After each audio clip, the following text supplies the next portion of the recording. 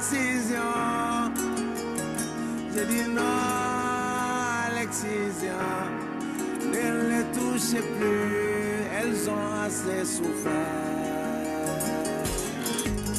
Un homme est sur son ventre, son corps ne répond même pas. Elle voulait bien qu'il a... La coutume de l'excision, castration totale ou partielle à travers le monde, qui touche encore actuellement de millions de fillettes, fait l'objet de nombreux débats depuis le début du XIXe. Elle est au cœur d'une controverse importante opposant les tenants des particularismes culturels et ceux qui défendent les valeurs humanistes telles que le respect des droits de l'enfant et de l'intégrité corporelle. Nous avons donc, dans ce reportage, tenté et analysé ce phénomène. Quelles en sont les racines? D'où vient-il? Qu'entraîne-t-il? Quelles en sont les conséquences sur les femmes, sur leurs hommes, sur leur santé? Quelle est l'évolution de ce rite? Où ce rite est-il toléré et dans quelle mesure? Si la pratique de l'excision est très répandue dans de grandes parties de l'Afrique et dans certains pays du Moyen-Orient, elle existe aussi dans l'Union européenne et en Belgique. L'étude du SPF Santé publique montre qu'en Belgique, on estime à 8235 le nombre de femmes et filles originaires d'un pays où l'excision est pratiquée. Sur ces 8235, 6260 des femmes ou filles excisées sont nées hors de l'Europe. Et sur ces 8235, 3037 vivent dans la région de Bruxelles-Capitale. Les mutilations génitales féminines sont principalement en Afrique. Là-bas, l'excision est pratiquée par des vieilles femmes, des accoucheuses traditionnelles, et parfois par des médecins ou des sages-femmes, bien que cela soit interdit par l'OMS. En Belgique, des fillettes sont encore victimes d'excision, mais souvent, pour se faire exciser, les familles font appel à une exciseuse expatriée ou envoient leurs filles en vacances au pays pour qu'elles subissent l'excision. Dans notre pays, la loi condamne et sanctionne toutes les pratiques de mutilation sexuelle féminine, comme l'excision ou l'infibulation. Mais depuis sa mise en application en 2001, la loi n'a donné lieu à aucune poursuite en Belgique, car il est très difficile pour une fille excisée de dénoncer ses parents, proches ou pères, ce qui renvoie à un usage impossible de la loi. Bonjour, nous sommes en présence de Stéphane Hérian, un sexologue qui a travaillé dans un planning familial et qui a rencontré des femmes ayant subi des excisions. On va donc l'interroger pour lui poser quelques questions sur le sujet. Bonjour Stéphane.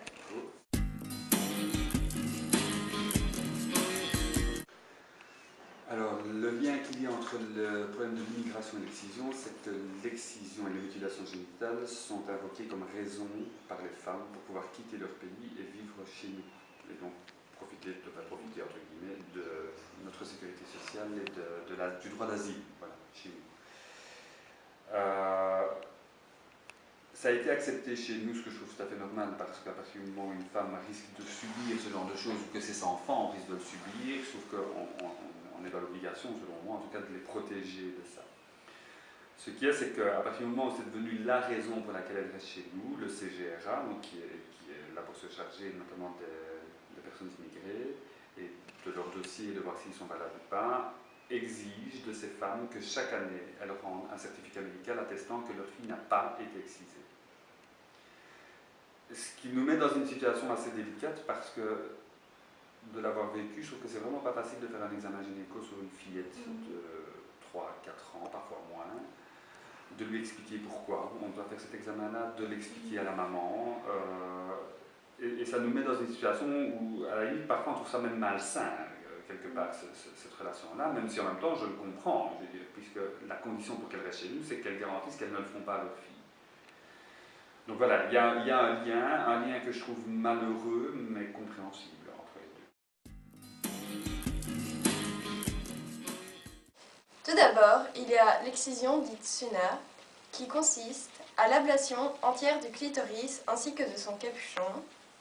Deuxièmement, il y a l'excision clitodectomie, qui est l'éradication du clitoris ainsi que des petites lèvres.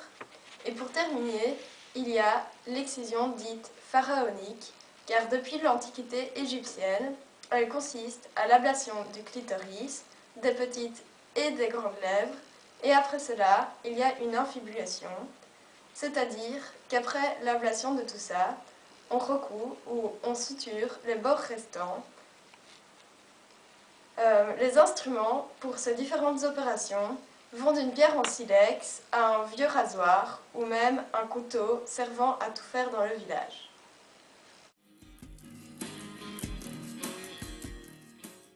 Alors de nouveau, ça va dépendre de où et comment ça se fait. Le plus souvent, ça se fait en pleine nature, dans la brousse. Alors, ce qui a déjà été raconté maintenant, est-ce que c'est fréquent, est-ce que ce sont des phénomènes rares? Je pense que c'est sûrement pas la majorité. C'est déjà, on fait ça avec une lame de rasoir, dans le meilleur des cas, ou en tout cas avec un objet tranchant, où on enlève le clitoris. C'est évidemment pas un médecin qui fait ça, donc parfois elles vont un peu trop loin, parfois elles vont pas assez loin. Il n'y a pas d'anesthésie, il n'y a rien pour empêcher le sang de couler, donc on essaie de cicatriser comme on peut, on cautérise comme on peut, mais avec des trucs qui ne sont absolument pas stérilisés.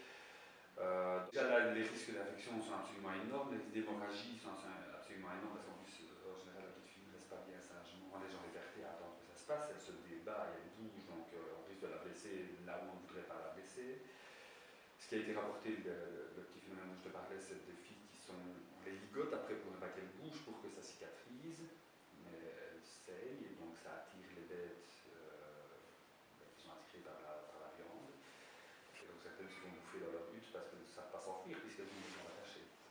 Tu vois, donc, alors qu'est-ce qu'elles ressentent pendant ce moment-là? Moi je pense qu'elles sont terrorisées. L'excision provoque plusieurs conséquences. Premièrement, les conséquences physiques, donc cela provoque des hémorragies au moment de l'opération, pouvant se révéler mortelles. Ça provoque aussi des infections vulvaires ou urinaires, des infibulations, des anuries ou rétention d'urine. Des exciseuses peuvent parfois liser les organes voisins comme le vagin, le périnée, etc. Ça provoque aussi des kystes clitoridiens avec des cicatrices clitoridiennes, des fortes douleurs à l'accouchement, parfois, souvent même, des manques parfois d'hygiène, donc des grosses infections. Et à l'adolescence, il y a souvent des douleurs à cause des règles qui ont du mal à passer. Et aux premières relations sexuelles, c'est extrêmement pénible et douloureux. Et durant la défibrillation, on peut entraîner des troubles mictionnels jusqu'à l'incontinence. L'excision provoque aussi des conséquences psychologiques. Cela provoque donc des états de choc, car lors de l'excision, la fille doit demeurer une semaine allongée sans bouger. Elle ne peut ni uriner, on lui instaure un régime alimentaire alors réduit. Fantasmes sexuels aussi angoissants, portant sur le sang menstruel. Cela provoque aussi des règles de la virginité imposées jusqu'au mariage. Dans la tradition, la fille doit, le jour du mariage, montrer son sexe inchangé. S'il semble avoir été un peu élargi, cela peut aboutir à la répudiation immédiate de la fille. De plus, un sentiment de honte profond accompagne cela pour la fille, comme toute sa famille. La fille est alors exposée au regard des inquisiteurs et sa réputation est maudite. Certains exciseuses se sentent très coupables et de nombreux risques de difficultés à l'accouchement sont présents. Cela provoque aussi d'énormes traumatismes et des réactions chez certains hommes. Cela provoque aussi évidemment de l'angoisse, du stress, des traumatismes, etc. L'excision provoque aussi des pertes de confiance de l'entourage et souvent des dépressions. L'excision provoque aussi des conséquences sociologiques et symboliques. Ça provoque la différenciation entre les cultures des modèles traditionnels et des modèles occidentaux pour entraîner une perte de l'hégémonie familiale et sociale. Ce rite marque le passage dans le clan des grandes pour la fille.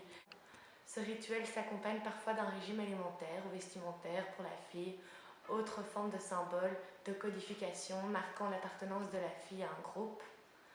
Ça provoque aussi énormément de jugements des cultures extérieures, opposition avec les valeurs occidentales basées sur le respect de l'intégrité corporelle, déchirure dans le tissu physique et social. Si la fille ne se respecte pas la règle, elle est déshonorée. L'excision provoque aussi évidemment des conséquences sur la vie sexuelle. Celle-ci aura seulement moins de plaisir. Et donc aujourd'hui, nous nous posons la question comment mettre fin à ce phénomène, à ce terrible phénomène. L'abandon de la pratique ne peut venir que des mères. D'où ça vient exactement, j'en sais rien. C'est un phénomène qui est culturel, pseudo-religieux. Je dis pseudo-religieux parce qu'on sait qu'effectivement les premières excisions et mutilations génitales ont été faites bien avant le christianisme et la création de la religion musulmane. Ce qu'on sait, c'est qu'on fait passer ça pour un rituel de purification pour les femmes. Ça veut dire que les femmes qui ne le seraient pas, qui ne seraient pas mutilées, seraient considérées comme impures. Donc les femmes sont demandeuses elles-mêmes pour qu'on leur fasse impure, parce qu'elles n'ont pas envie de passer pour impures. Si elles sont impures, elles ne pourront pas se marier, elles ne pourront pas avoir d'enfants, elles vont être considérées comme des putains, à la limite, et même pire que des putains, voire être carrément expédiées en dehors du village et condamnées à mort quasiment, parce qu'une femme seule qui ne peut pas s'intégrer dans le groupe n'arrivera pas à se vivre.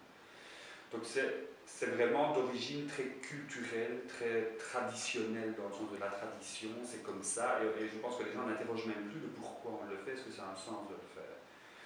Et comme ces femmes n'ont pas accès à l'enseignement, n'ont pas accès à la lecture, etc., il est très difficile de leur expliquer que ce qu'on leur a dit n'est pas vrai. Il y a des croyances, comme je disais tantôt, où si le bébé cerise à la naissance, il va porter la poisse. C'est une croyance comme le chiffre 13 porte malheur. D'accord, mais on ne va pas t'arracher le nez parce que le chiffre 13 porte malheur. D'accord, donc il y en a qui sont persuadés que c'est demandé par Dieu. Or, dans aucun texte religieux, on trouve ça. Mais elles n'ont pas accès au texte religieux, donc elles ne le savent pas elles-mêmes. Donc c'est vraiment un truc qui est ancré dans leur culture, dans leur tradition, et où si elles ne le font pas, les conséquences sont tellement dramatiques pour elles qu'elles sont même parfois demandeuses qu'on le fasse à leur fille. Et certaines femmes ont peur qu'on ne le fasse pas à leur fille, parce que si on ne le fait pas à leur filles seront impures, et qu'est-ce qu'elles vont devenir? Donc aller lutter contre l'excision dans ces pays-là, c'est vraiment pas évident, parce que tu dois lutter contre des siècles de tradition et de croyances. Et quel argument est-ce qu'on a? Notre raison. Pour eux, ça ne veut pas dire grand-chose.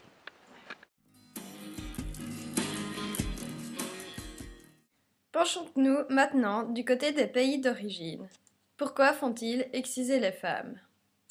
Dans les pays principaux d'origine du rite, une loi dit qu'il est interdit d'être avec quelqu'un qui n'a pas subi cette opération, sous peine d'être banni et déshonoré. En effet, si une femme n'est pas excisée, elle sera alors considérée comme sale, comme impure. Elle sera déshonorée publiquement ainsi que sa famille. De plus, dans ces pays, le sexe féminin est tabou.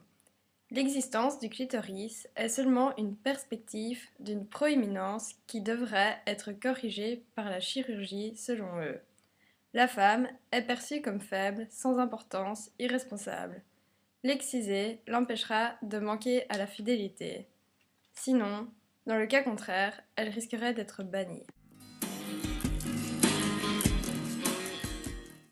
Ça va dépendre. Si c'est juste une excision, ça ne va pas changer grand-chose pour monsieur. Madame n'aura pas ou peu de plaisir.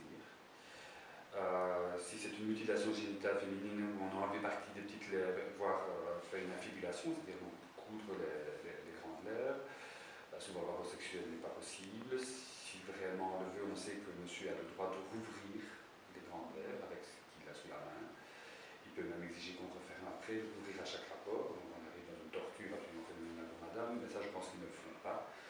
Donc la vie sexuelle se limite, s'ils veulent des enfants, de la masturbation au-dessus de l'orifice pour éjaculer le plus près possible de l'orifice, puisqu'on sait que les spermatozoïdes se déplacent, ils peuvent aller féconder madame. Donc c'est une vie sexuelle assez pauvre et assez douloureuse. Pour madame, en tout cas, elle n'est que douloureuse.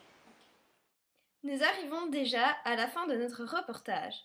Nous espérons que vous en avez appris plus sur le sujet, tout en espérant aussi, au nom de toutes les femmes, qu'un jour, on puisse arriver à l'abolition totale de cette pratique. Non à l'excision. J'ai dit non à l'excision. Ne les touchez plus, elles ont assez souffert. Un homme est sur son ventre, son corps ne répond même pas. Elle voulait bien qu'il entre, mais elle ne le sent même pas.